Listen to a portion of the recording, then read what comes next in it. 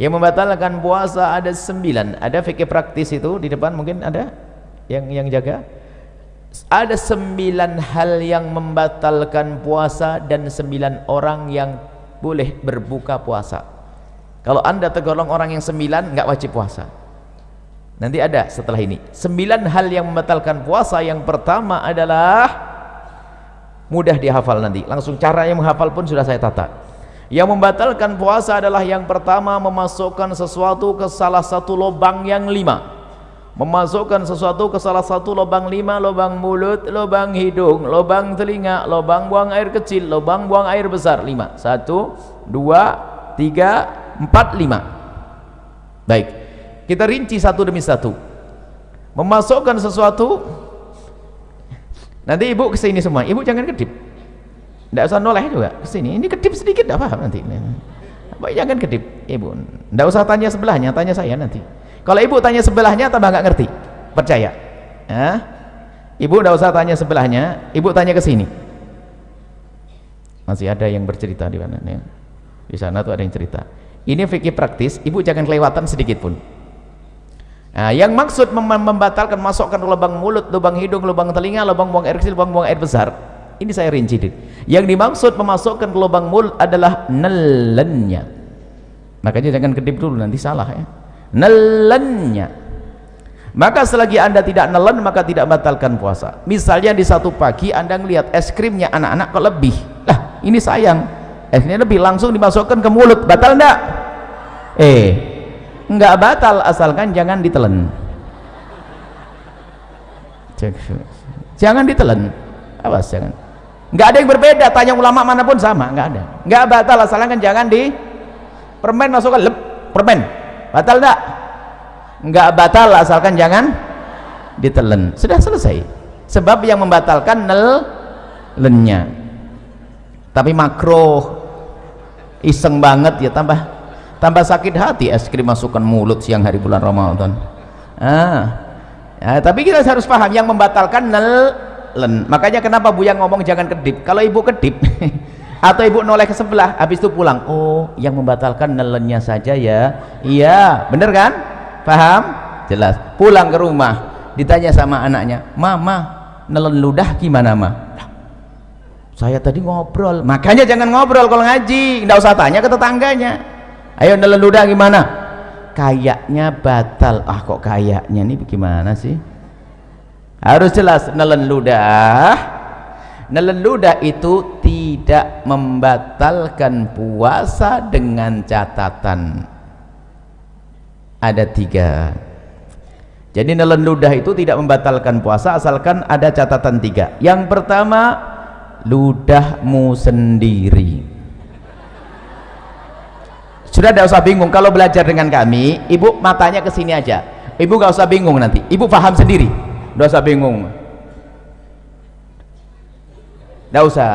Saya pikir yang paling mudah itu ibu paham gampangnya. Yang pertama, ludah ditelan itu tidak membatalkan puasa asalkan ludah ibu sendiri. Ludahnya orang lain batal ya, masa ludahnya orang ini ya. Cuman kalau ngomong ludahnya orang lain itu jangan dibayangin ada ludah di meja langsung itu jorok banget. Itu anda memang belum belajar bagaimana keharmonisan dalam rumah tangga. Ya mungkin sekali seorang suami kalau ciuman kan nggak batal puasa, tapi kalau tertukar lidah suami sama istri, pak, ya gitu loh. Contohnya yang indah, contoh kok jorok banget. Rumah tangga model apa itu? Jadi kan tertukar ludah, batal tidak? Batal karena bukan ludahnya sih. Jadi kalau ludah orang lain batal. Yang kedua, ludah ditelan tidak membatalkan puasa asalkan ludah masih ada di dalam mulutnya. Tapi kalau ludah itu ibu iseng mulai pagi sampai siang dikumpulkan di gelas, sampai dapat setengah gelas, masya Allah, taruh di kulkas dingin. Setelah itu ibu minum di siang hari, batal enggak? Batal karena sudah keluar dari mulut. Kalau sampai enggak paham omongan yang begini, masuk SLB, dibuat yang gampang begini. Makanya jangan noleh-noleh, sudah saya bikin yang paling gampang. Yang ketiga, ludah itu ditelan tidak membatalkan puasa asalkan ludahnya masih asli, belum bercampur dengan yang lainnya. belum campur sama permen, belum campur sama kopi, belum campur sama es krim. Jelas ah? Baik, kalau saya punya ludah begini saya telan, tidak batal puasa saya karena ludah masih ada di mulut saya, ludah belum bercampur dengan sesuatu, dan ludah saya sendiri. Selesai? Baik, sudah jelas yang pertama, nggak usah bingung.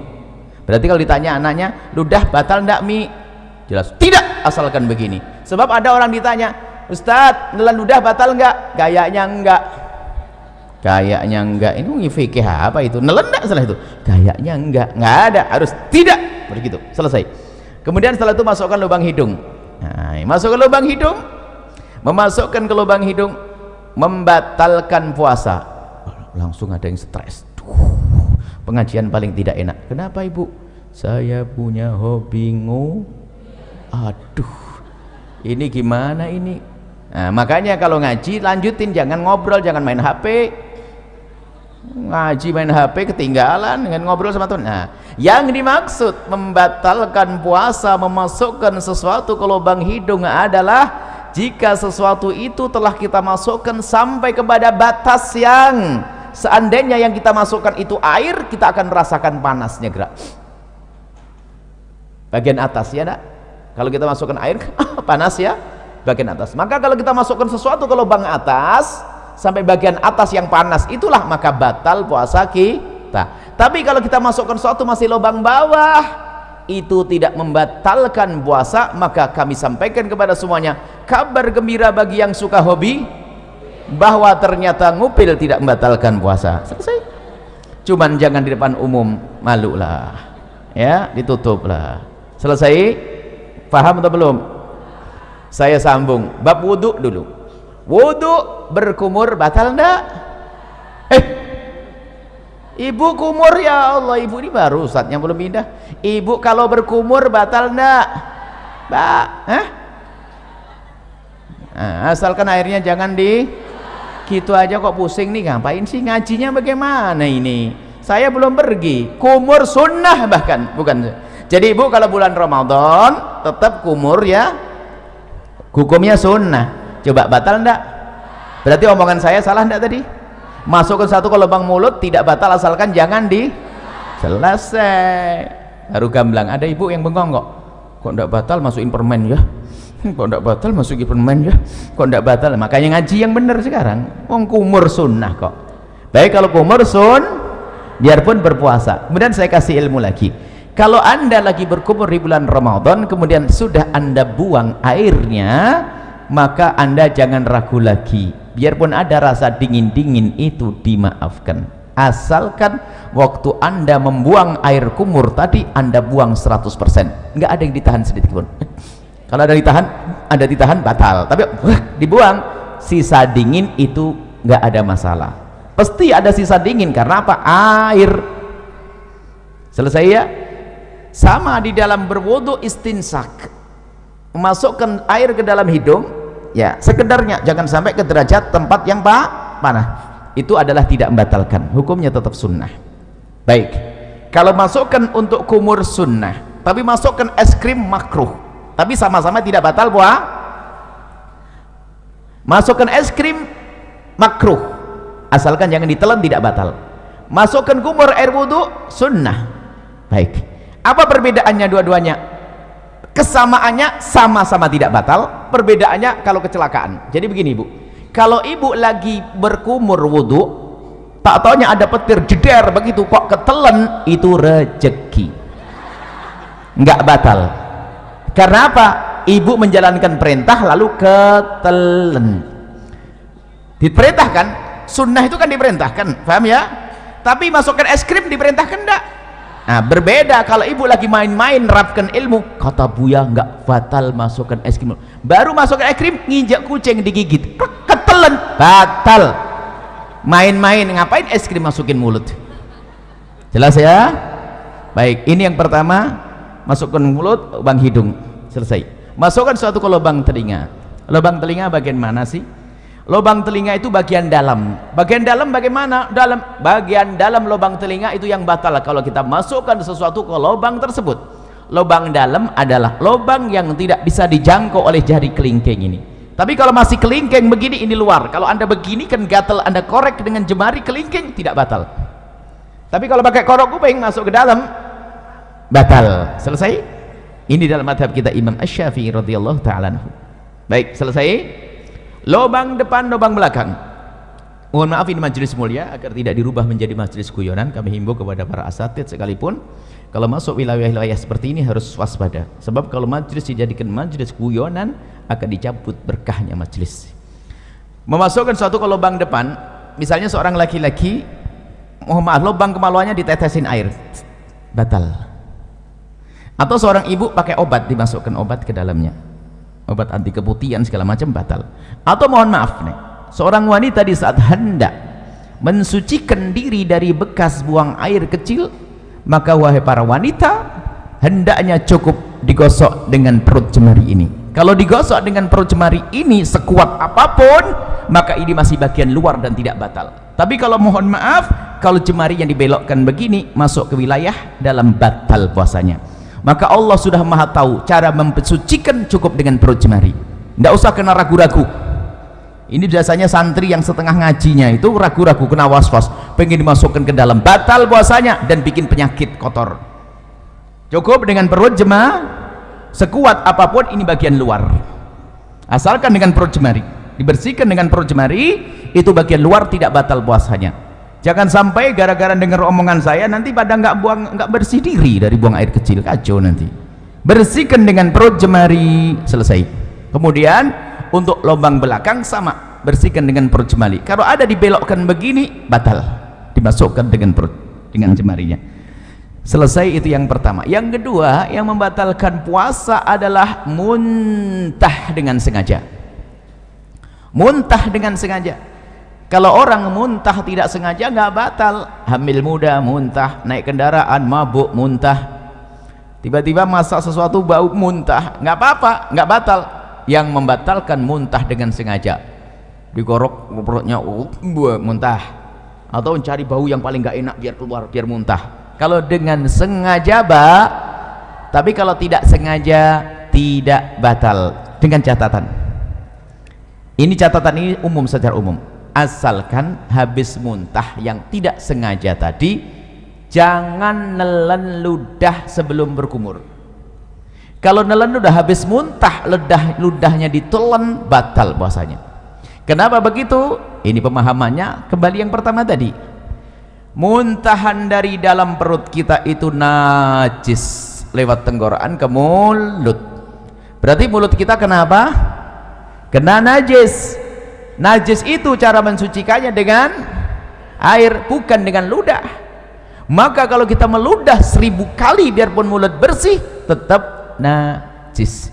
Maka cara membersihkannya mulut yang terkena najis, cukup ambil air bersih seperti ini, umur, selesai.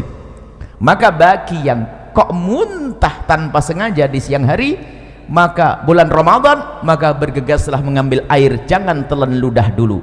Kalau memang meludah, dibuang ludahnya sampai ketemu air, berkumur. Setelah anda kumur sekali, boleh setelah itu ludah ditelan. Kenapa? Karena ludah ditelan menjadi batal puasa kalau habis muntah tadi sebelum berkumur, karena ludahnya sudah tidak murni lagi kayak pertama tadi. Ingat, karena ludah sudah bercampur dengan najis. Selesai ya, mudah dihafal. Yang pertama masuk ke satu ke lubang 5, yang kedua adalah muntah dengan sengaja, mirip muntah dengan itu satu paket. Kemudian yang kedua dan yang ketiga, yang ketiga dan keempat yang membatalkan puasa, yang ketiga adalah berhubungan, bersenggama biarpun tanpa keluar air mani. Cukup bersenggama, seorang suami mohon maaf memasukkan kemaluannya ke istri biarpun baru sebentar lalu ditarik, itu membatalkan puasa. Biarpun sebentar, biarpun tidak keluar mani. Kami hanya membahas urusan suami istri. Bagaimana dengan zina? Sama, zina batal puasa. Naudzubillah. Menggauli kambing batal puasa. Cuman tidak dibahas di sini karena apa?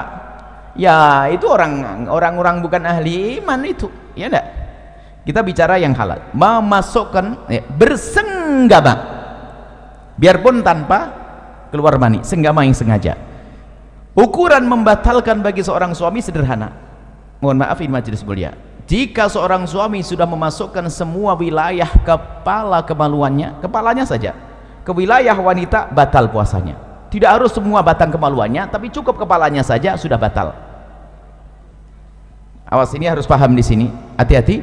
Kemudian bagi seorang wanita berbeda. Kalau wanita tidak harus semua kepala kemaluan suami, tapi cukup kemasukan sedikit saja sudah batal. Kemasukan sedikit sudah batal. Masuk bab yang pertama tadi. Masuk yang pertama tadi, membatalkan suatu, masukkan suatu dengan sengaja. Maka saya ingatkan balik yang pertama. Mohon maaf, wahai para wanita, dicium suami tidak membatalkan puasa.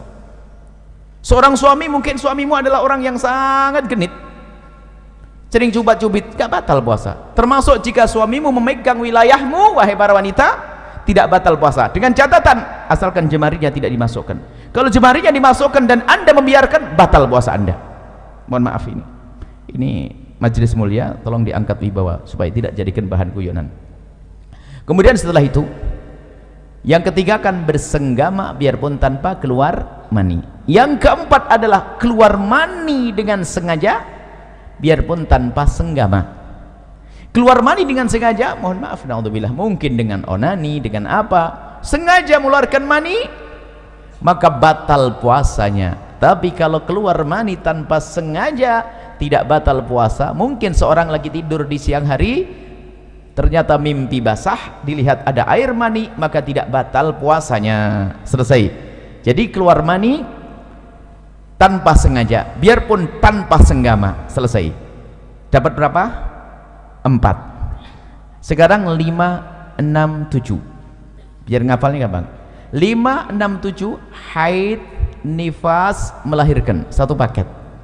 Haid, nifas, melahirkan. Seorang wanita lagi puasa jam 5 sore keluar darah haid, batal puasanya.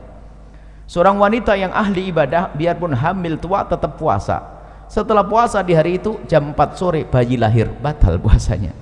Melah ya nih. Yang pertama adalah haid, yang keempat 5 haid, 6 nifas, 5 melahirkan.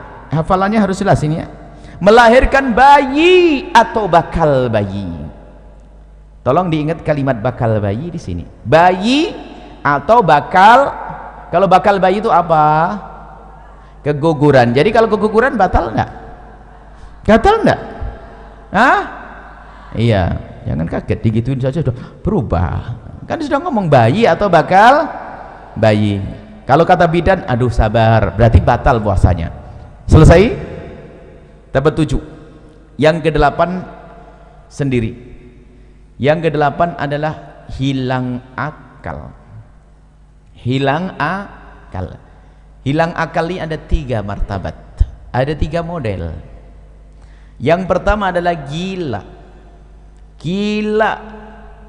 Kalau ada orang gila, saya tidak bisa nyontohin. Gila itu gimana? Gila, misalnya lagi ngobrol begini kok tiba-tiba gila, batal puasanya. Biarpun gilanya sebentar. Lagi ngobrol tiba-tiba gila sebentar, batal puasanya. Gila membatalkan puasa. Hilang akal martabat yang kedua adalah pingsan. Hilang akal tidak pingsan? Pingsan membatalkan puasa kalau pingsannya itu sehari penuh. Habis sahur pingsan, sadar-sadar isya. Puasanya batal. Karena apa? Pingsannya sehari ini kebalikan dari gila tadi. Tapi kalau kita pingsan kok sempat sadar di siang hari biarpun sebentar, puasanya sah. Contoh, pingsan habis sahur, tak taunya bangun-bangun zuhur, kaget lihat matahari, pingsan lagi dia sampai isya. Puasanya sah atau tidak? Sah atau tidak? Sah karena sempat sadar biarpun sebentar. Selesai. Hilang akal yang ketiga, tidur. Tidur ini tidak membatalkan puasa biarpun tidurnya sehari penuh. Habis sahur tidur, bangun-bangun isya. Bukan kerbau ini. Kalau kerbau masih suka bangun itu. Kalau ada orang tidurnya kayak begini, tidurnya apa nggak tahu. Bangun habis sahur, tidur, bangun-bangun ini, puasanya sah atau tidak? Sah atau tidak? Ya sah lah bu. Ini kan bukan bab sholat ibu, ini bab puasa. Kalau bab sholat lain cerita nanti ya. Lah kalau orang tidur beneran ya sholatnya nggak dosa kok. Orang tidur itu termasuk udurnya sholat kok. Cuman dia keterlaluan, masa ada orang tidur kayak begitu. Baru sholatnya dikodok nanti. Tapi yang nggak sah itu sengaja, saya mau tidur nggak mau sholat. Nah ini nggak bener. Orang namanya tidur, ada tidur berapa tahun, 350 tahun ada kok, ya kan? Baik, jadi tidur tidak membatalkan puasa. Sama-sama hilang akal ya, harus paham. Hilang akal ada 3 model. Yang ke-9 adalah murtad. Murtad itu misalnya mengatakan Nabi Muhammad bukan Nabi, atau ada Nabi setelah Nabi Muhammad, atau Quran bukan wahyu dari Allah, atau merendahkan syiar, merendahkan adzan, merendahkan puasa, merendahkan haji, merendahkan surga, merendahkan neraka. Itu murtad, keluar dari iman. Kalau orang murtad langsung batal puasanya. Saya urai dari yang pertama, setelah itu jangan mikir lagi setelah itu apa yang membatalkan. Yang membatalkan hanya 9. Yang pertama masukkan satu ke lubang 5. Kedua muntah, seiring ya, muntah huruf usar masih di sini kan, lubang 5 kan sini 1 2 3 4 5, muntah masih di sini. Yang kedua muntah. Yang ketiga dan keempat bersenggama dan keluar mani. Bersenggama tanpa keluar mani. Yang keempat keluar mani biarpun tanpa senggama. Hafal? Hafal belum? Kalau tidak hafal tidak dilanjutin ini. 5 6 7 haid, nifas, melahir. Yang ke-8 hilang akal. Selesai. Hilang akal ada 3 model. Yang ke-9 apa? Murtad. Selesai, jangan mikir lagi setelah itu. Nah, kalau nanti ada yang bertanya, yang jawab temennya. Baik, saya coba, saya uji, saya tes.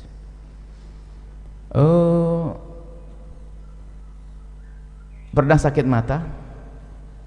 Semoga tidak sakit, amin. Kalau sakit mata, pernah tidak dikasih obat? Pahit tidak di tenggorokan? Batal tidak puasanya? Kan baru di sini Bu Yasi. Saya ngajar di sini kok bisa ngomong. Memang Bu yang ngomong ada mata tadi. Kok jadi batal bagaimana ini ceritanya? Kok nambah sendiri? Inilah belajar yang nggak bener. Suka ngarang begini nih. Ayo. Memang saya ngomong apa? Mulut, mata. Hah? Oh hidung. Lah kok ada yang batal dari gimana Bu? Nah ini baru di tes 1 sudah gagal nih. Jangan-jangan yang lainnya nggak paham nanti. Coba, batal enggak masukkan ke mata, ke paha, masuk ke dalam. Wah, batal enggak? Jangan. Bahkan ini orang cerdas suatu ketika. Ini ikatan dokter, kalah sama Anda. Tiba-tiba, Buya, hukumnya cabut gigi siang hari bulan Ramadan batal enggak? Batal enggak coba? Gigi? Hah? Asalkan giginya jangan. Lah kok bingung gitu aja. Asal giginya jangan ditelan, selesai. Kemudian ada lanjutannya, tapi Buya kan nanti darahnya terus ngalir akhirnya masuk ke dalam mulut. Berarti kamu takut ketelan darahnya kan? Iya Buya. Kalau begitu jangan cabut siang, selesai. Tapi kalau selesai kok pusing, belajar kok setengah-setengah. Makanya kalau ngaji itu yang bener, ngaji ngantuk. Nah, jelas ya? Baik, nanti boleh tanyalah apalah setelah ini.